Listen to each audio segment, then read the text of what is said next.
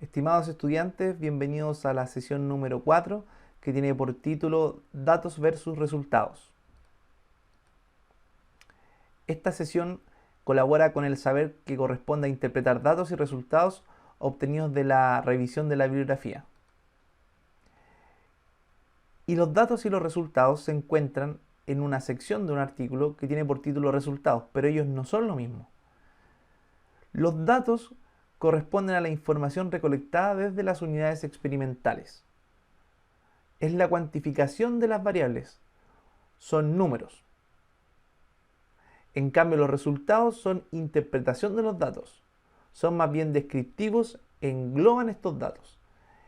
Y algunas formas de interpretar los datos corresponden a mayorías, minorías. Por ejemplo, digo que en una sala, en un auditorio, hay 60 mujeres, 40 hombres. 60 mujeres, 40 hombres. Eso corresponde a un dato, son datos. Estoy contando sujetos en base a su sexo. En cambio, decir lo siguiente: en este auditorio la mayoría de los asistentes son mujeres. Eso es un resultado, no es un número, es más bien descriptivo. ¿Y cuáles son las características de los resultados? Estos enunciados descriptivos obtenidos a partir de los datos. Primero, para escribirlos, los verbos se utilizan en su forma pasada. Los verbos están en tiempo pasado. Entonces, en un paper bien escrito, o ustedes mismos cuando lo escriban, tienen que utilizar la forma verbal pasada. Los resultados aparecen en orden secuencial, en el mismo orden en que ellos serán tratados después en la discusión. O sea, no puede haber un resultado que yo lo describa al principio de mi sección, pero luego en la discusión lo utilizo al medio o al final. No, tienen que seguir una secuencia lógica. Recuerden que los buenos artículos, un buen reporte piensa en su consumidor, en su lector final. También no todos los resultados importan lo mismo. Y en el texto de los resultados se llama la atención a partes específicas de tablas y figuras. Por ejemplo, tal resultado se comporta de tal forma. Figura 1. Entonces uno va a una parte de la figura 1 y va a buscar eso que se está llamando la atención en el texto. Las características de la lesión son especialmente bla bla bla, etcétera, etcétera. Paréntesis. Figura 1b, cierre paréntesis. Voy a la figura 1b, a la parte b, ¿cierto? Y ahí veo las características de esa lesión. Entonces el texto orienta al análisis interpretativo de las tablas y figuras. No repite información. Ninguna de las secciones de los resultados repite información. Se complementa. Por ejemplo, la diapositiva 9 muestra un gráfico, una línea donde se están ordenando ciertos puntos. Los puntos cambian a medida que cambia X y a medida que cambia Y. Entonces el texto de un manuscrito debería llamar la atención para ese cambio. Y lo puede hacer, por ejemplo, así. Y estaría bien. La figura 1 muestra la asociación entre X e Y. Y está bien, pero podría estar mejor aún, porque recuerden que ustedes quieren hacerle la vida fácil al lector. Entonces, mejor. Existió una asociación positiva entre X e Y. O incluso mejor aún, a medida que aumenta X, aumenta Y. Esa interpretación que está dando el autor al lector ayuda bastante. Entonces, los autores ponen énfasis en los resultados. Como les decía, hay una secuencia lógica. Se muestran los resultados más importantes, se llama la atención, y una secuencia lógica hasta llegar finalmente a una conclusión. Hay resultados que son más relevantes que otros y a ellos se les da énfasis. No todos los resultados pesan lo mismo para un autor. ¿Y cómo los autores en los papers utilizan los resultados? Los utilizan así. El énfasis que el autor o autora, ¿cierto?, muestra para que le pone a los resultados, nos dice a nosotros qué significa para él los resultados. Nos está diciendo: estimado lector, mire, yo vi de esta forma los resultados, los vi de esta forma. y nos explica cómo. Y entonces nosotros podemos concordar o no concordar. Pero él pone ciertos énfasis, nos dice lo que significan los resultados para él. De eso se trata la sección de resultados. Y para elegir los énfasis, el gráfico o una figura enfatiza mucho más que una tabla o un texto. Miren la diapositiva 14. Tengo tres grupos, A, B y C, y el número de algo. Esto llama mucho más la atención.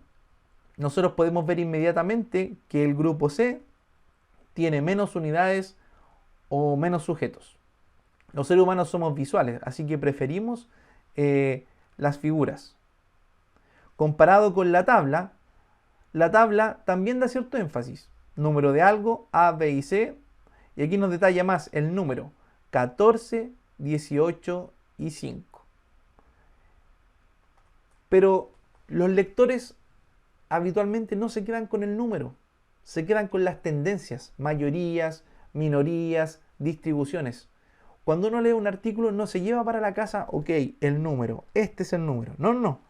La mayor parte de los pacientes respondió bien a este tratamiento. No importa el número. Entonces aquí la tabla está llamando un poco la atención para el número. Pero el gráfico mostrado anteriormente llama más la atención para la tendencia. El grupo C es menos. Aquí tengo que mirar un poco más detalladamente.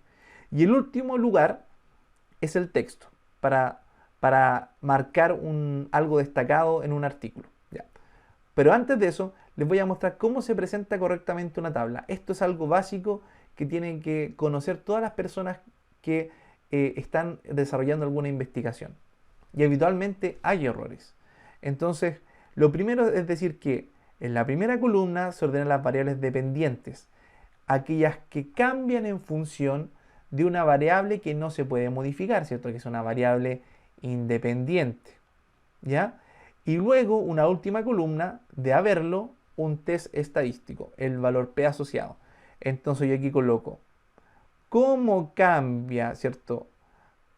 La variable dependiente 1 en función de el nivel 1 de esta variable en función del nivel 2 de esta variable y un valor P. Por ejemplo, variable dependiente, consumo de alimentos. ¿Ya? Variable independiente, peso normal, obesidad. Entonces, ¿cómo varía el consumo de alimentos? En base a un peso normal y en base a un estado de obesidad y un valor P que podría mostrar significancia estadística. Las variables dependientes se ubican en las filas. Aquí hay una, aquí hay dos, aquí hay tres, etc. Y las independientes en columnas. Siempre es así para una buena interpretación. Y como les contaba, finalmente el texto, que es la forma menos útil de destacar un resultado.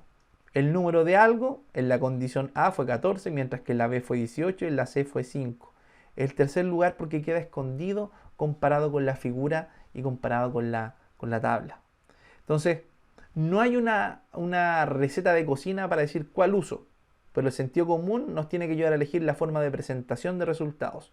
Prefieran las formas simples y principalmente las figuras. Ahora, si una figura es muy compleja, compensará mejor hacer una tabla. O una tabla muy compleja, a veces es mejor transformarla en una figura. En este ejemplo tengo dos opciones para enfatizar. En la figura hay tres grupos de individuos y hay una variable que cambia en función al número de individuos. Imaginemos que la variable X puede ser oxígeno remanente después de introducir individuos dentro de un auditorio. Entonces, en los primeros dos grupos está la misma letra sobre los gráficos, ¿ya? A y A. Quiere decir que entre ellos no hay diferencias estadísticamente significativas. Además, los intervalos de confianza se superponen. Entonces, eso explica que no haya diferencias. Sin embargo, hay una tercera barra donde hay 20 individuos que tiene una letra B. Eso quiere decir que este grupo tiene diferencias estadísticamente significativas con estos otros dos que entre ellos no tienen. Entonces, habitualmente así los autores muestran estas diferencias. entre qué grupos hay y entre qué grupos no hay. También lo muestran con asteriscos. Entonces, si ustedes ven, el oxígeno remanente cuando introduzco en el auditorio 5 y 10 individuos es mayor y no hay muchas diferencias. Ahora el oxígeno remanente es menor cuando introduzco 20 individuos en un auditorio. Entonces yo puedo hacer un énfasis. Puedo hablar de el grupo mayor de individuos disminuyó el oxígeno remanente del auditorio, ¿cierto? O también puedo decir que solo los grupos con menos individuos, ¿cierto? No disminuyeron el oxígeno remanente. O sea, hay más oxígeno en el auditorio después de que entraron 5 o 10 que cuando entraron 20. Entonces puedo enfatizar entre el grupo de, por decirlo así, mayor consumo o menor consumo. Depende. Depende del objetivo del trabajo. Pero pueden hacerse dos énfasis, en mayores y en menores. Entonces, ¿cómo utilizar los buenos artículos, las figuras y las tablas? Las tablas y las figuras son autoexplicativas. Solo al verlas uno sabe de qué se trata. Si uno ya tiene que ir al texto, leer el artículo, no es autoexplicativo. Probablemente no es un buen artículo. En orden de relevancia se presentan los resultados más importantes, casi por norma, en figuras. Siempre se prefieren figuras simples y no se colocan valores numéricos sobre las barras de los gráficos, porque está usando un eje. Si usas un eje X, un eje Y, ¿para qué colocar números sobre las barras? Ahí pierde sentido tener un eje de Y. Para mostrar cambios de variables, generalmente se usan gráficos de líneas para marcar tendencias en función del tiempo. Los buenos artículos, y tú deberías evitar usar los gráficos de torta. Aportan poco, utilizan un gran tamaño y hay que colocarles números adicionalmente.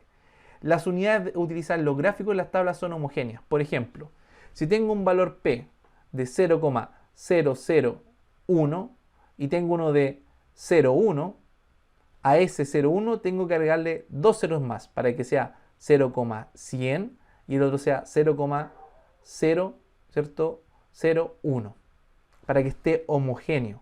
No hace la diferencia en el valor del estadístico, pero está todo homogéneo. Dicho de otra forma, y es más fácil, la misma cantidad de decimales. Y por nada del mundo, nombrar los tests, los software, los programas que se utilizaron para realizar los tests estadísticos. SPSS, Excel, EpiInfo, cualquier cosa, no. Porque los tests no varían en función de el software que se usó. Un chi cuadrado en uno o en otro tiene que dar lo mismo. No importa el software, al menos para el test estadístico tradicional. Y aquí, y recordando de que es importante el cariño que el autor tiene por sus lectores, hay dos resultados. A la izquierda y a la derecha tenemos una 1, ambas son banderas de Chile. La primera figura dice, figura 1, bandera de Chile, el color rojo predomina sobre los otros colores. El cuadro azul posee una estrella blanca.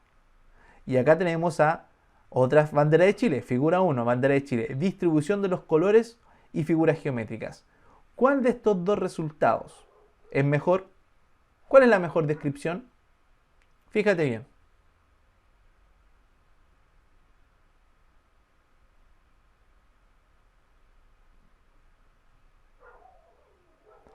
Efectivamente, esta de acá es la mejor descripción. El color rojo predomina sobre los otros colores. El cuadro azul posee una estrella blanca. El autor nos está interpretando el dato. Nos ayuda, nos dice ya que el color predomina. ¿Qué color predomina? El rojo. El azul tiene una estrella blanca. El otro no está mal. Dice distribución de colores y figuras geométricas. Eso hay. Es así. Pero el primer caso nos hace una mejor descripción. Nos ayuda, nos quiere más. Así hay que escribir los resultados.